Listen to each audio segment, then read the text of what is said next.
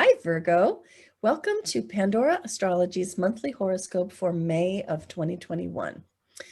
For you, Virgo, this month there's going to be a wave of career focus, an emphasis shifting into your career house, bringing you the possibility for greater authority or prominence. And if you want to catch that wave, a great way to do it is by getting a mission orders reading with a Pandora astrologer. And you'll find a link for that in the YouTube description below.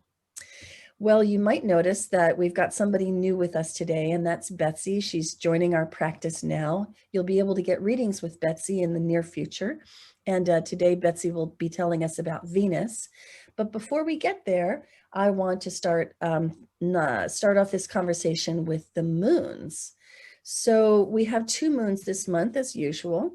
The first one is the new moon in Taurus on the 11th, and that is your ninth house of growth and expansion, of worldview and seeking. And the new moon signifies new beginnings, fresh starts. So under this new moon, let yourself begin a journey of discovery. Let yourself step into an adventure. We're calling this one the lotus in the swamp because the moon in Taurus really brings this feeling of peacefulness and tranquility, like Zen meditation. And also it has a trine to Pluto, which brings in a kind of a swampy feel. But this is like, you know, that flower coming from the crack in the sidewalk. So it's a wonderful, refreshing feel, this new moon. Now, the second moon of the month is happening on the 26th, and it is a full moon in Sagittarius, which is also a lunar eclipse. This particular lunar eclipse in Sagittarius falls in your fourth house. We know that it's an eclipse because the sun and the moon opposite each other are with the nodes of the moon. And the moon itself is with the south node and the sun is with the north node. Therefore, this is a releasing eclipse, not an initiating eclipse. We say more about this in our video about it on in our May 2021 news playlist.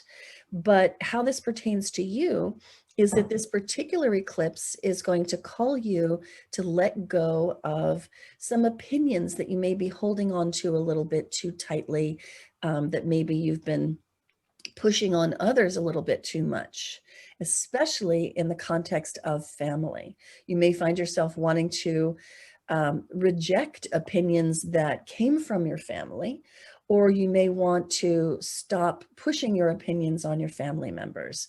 And under this eclipse, you might feel like something very big and emotional happens that makes you self-aware about that. Hey, Julia, what are your thoughts about Mercury this month? Good question, Jamie. Well, Virgo, Mercury is the planet of communication, and wherever we have Mercury, it shows where we're going to spend a lot of our time thinking about things, maybe where we're strategizing. And for the first couple of days of the month, as well as mainly last month, Mercury is in your ninth house, and the ninth house is a house of education.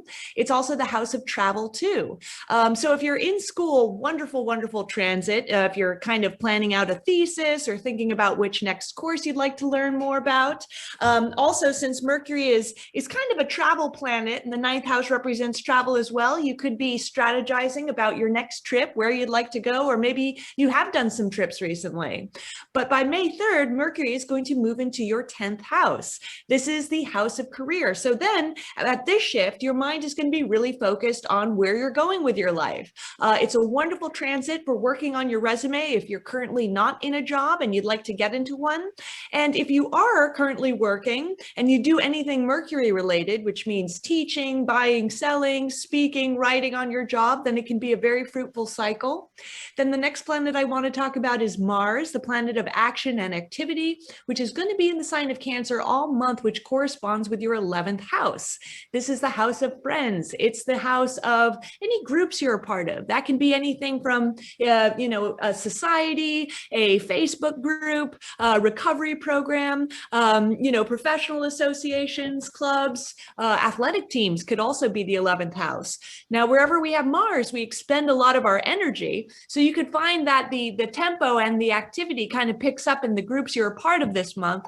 But wherever we have Mars, we can run into a little conflict too. So you might notice that there are more flare-ups among your friendship circles, or, you know, maybe somebody in your AA group is kind of annoying you a little too much this month. Mars is also a little bit competitive as well, so you might feel a little competitive with your friends too.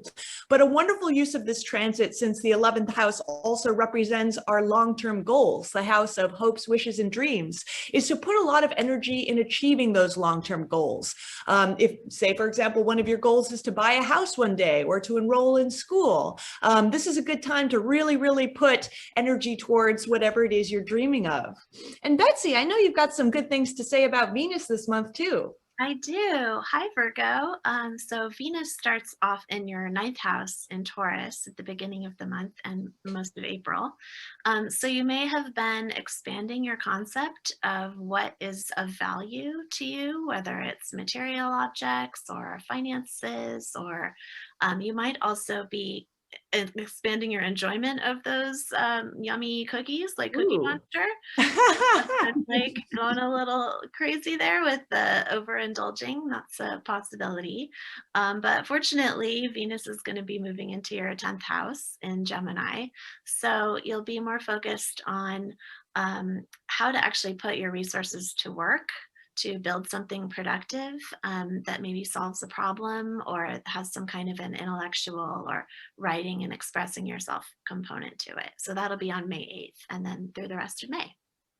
Lovely. Hmm. And what we're seeing here is over the course of the month, planets that have been hanging out in Taurus here in the ninth house gradually migrate over into the 10th house. And what really seals the deal is when the sun arrives there and we've got ourselves a stellium, as we call it, a grouping of planets here in the 10th house, which is the arena of career and prominence and fame even and authority. And that is an area that is occupied by the sign of Gemini. And so you as Virgo really like to show up as the brains of the operation at work. And so this could be a really good month for doing that. Gemini season is just lovely. I always like to think of it as a time when the fields are full of wildflowers and the bees are buzzing and the birds are singing and the butterflies are flittering around. So just imagine that in your career zone. Try not to get too distracted amidst all the flurry of activity.